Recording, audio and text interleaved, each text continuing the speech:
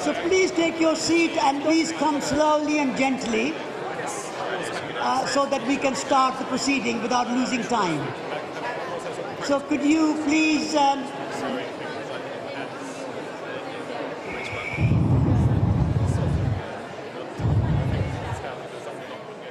Satish Kumar is the editor of Resurgence, an ecological magazine at the sandal-wearing end of the Green Movement, and he counts amongst his many fans Prince Charles and the Dalai Lama. I represent the entire history of evolution. I was present in the beginning, the first Big Bang, and I'll be here for billions of years to come. But isn't Satish's spirituality just about imposing yet another superstitious false positive? World is made of two elements. One element is visible element. The other aspect of creation is invisible dimension, things we cannot see. So what is that element which is invisible? I call it spiritual. When you go in a room, you say there is a good feeling here. There's a spirit of the room. Well, now you've changed to something rather different. The spirit is very big and very holistic and very inclusive word. It is not defined in a one particular way. So when you go in a room, you can say the tree has a spirit. A rock has a spirit. It's a living rock for me. Nature without spirit cannot exist. Like a tree cannot exist without the sunlight, it cannot exist without rain, it cannot exist without soil. Also, it cannot exist without the tree-ness. The tree-ness is the spiritual quality. Or the rockness. Or the rockness. When you talk about the rockness or the quality of a rock, I can see as a scientist a rock has hardness and things like that, but I think that's not quite what you mean. It sounds as though what you do mean is something imposed by the human observer. A rock is atoms. But there is a rock quality in the rock.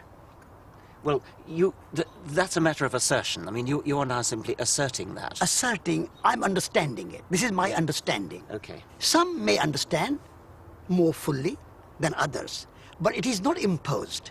It is there. It all sounds very poetic, but it's not reality.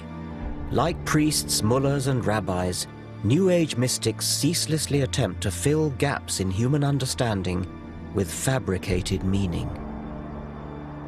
Science and rationality are often accused of having a cold, bleak outlook. But why is it bleak to face up to the evidence of what we know? The word mundane has come to mean boring and dull. And it really shouldn't. It should mean the opposite, because it comes from the Latin mundus, meaning the world, and the world is anything but dull. The world is wonderful. There's real poetry in the real world. Science is the poetry of reality. And yet today, science is under attack. Next, I want to look at the dangers that poses. Why do I have to trust, the GP? Why do I have to trust the Royal Society? I think you're so close to being right, but yet you're damn wrong.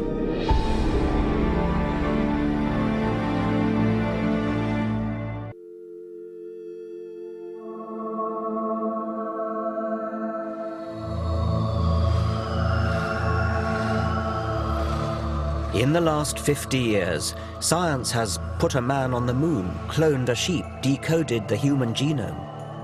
And yet, sadly, the white heat of the 1960s seems to be treated as a white elephant today. What colour do you see, guys? In the thing, it looks multicolored. Okay, it's blue, yellow, and... That's it, it's that. A prejudice against science is evident in schools. Physics A-levels have halved in the last 25 years, chemistry fallen by more than a third. University departments are closing all around the country. And last but not least... This is a betrayal of the Enlightenment. The fundamental problem, I think, lies with the fashion throughout our educational system to teach students to value private feeling more highly than evidence-based reason.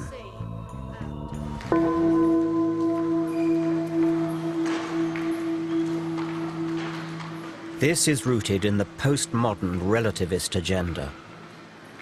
For relativists, scientific truth is just a patriarchal Western orthodoxy that, like the old Roman Catholic Church, stands in the way of other equally valid outlooks on the world.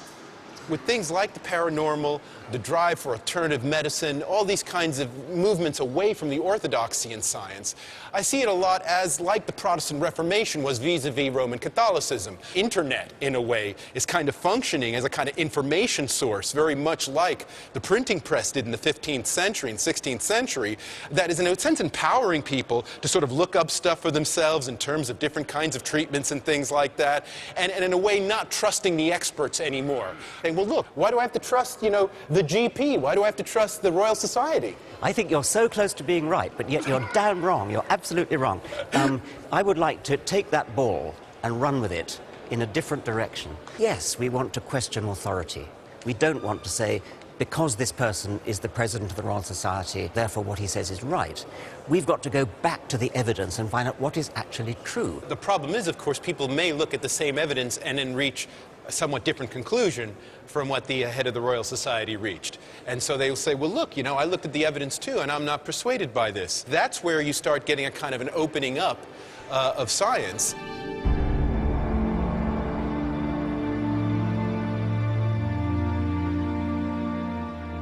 Steve Fuller is of course right that the internet is revolutionizing how we use and consume information.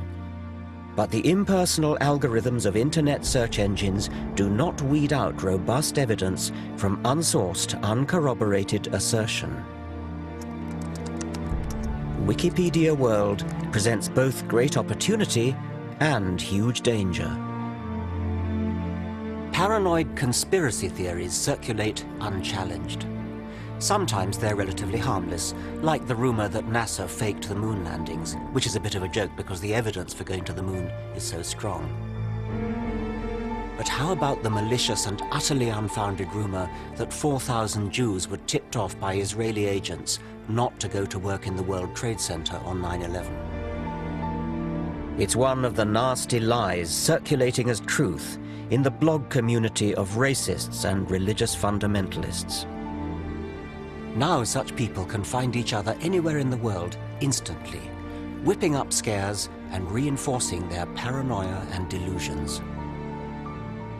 As evidence is devalued, even medical progress has become a target. Her lungs had gone into spasms. She was vomiting. Hundreds of families blame the MMR vaccines for autism, brain damage and meningitis. When one report, now widely discredited, wrongly linked MMR vaccine with autism, an innuendo circulated that the establishment was conspiring to risk our children's health. It led to hundreds of thousands of parents failing to protect their offspring from the threat of measles, a serious disease that, in Afghanistan, kills 35,000 people a year. This is the world of private hunches and no respect for evidence. Reason has built the modern world. It is a precious but also a fragile thing, which can be corroded by apparently harmless irrationality. We must favor verifiable evidence over private feeling. Otherwise, we leave ourselves vulnerable to those who would obscure the truth.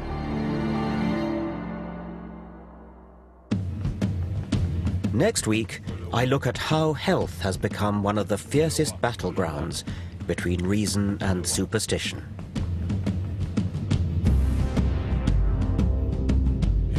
Starting next on E4, a telling word association test for the Big Brother housemates.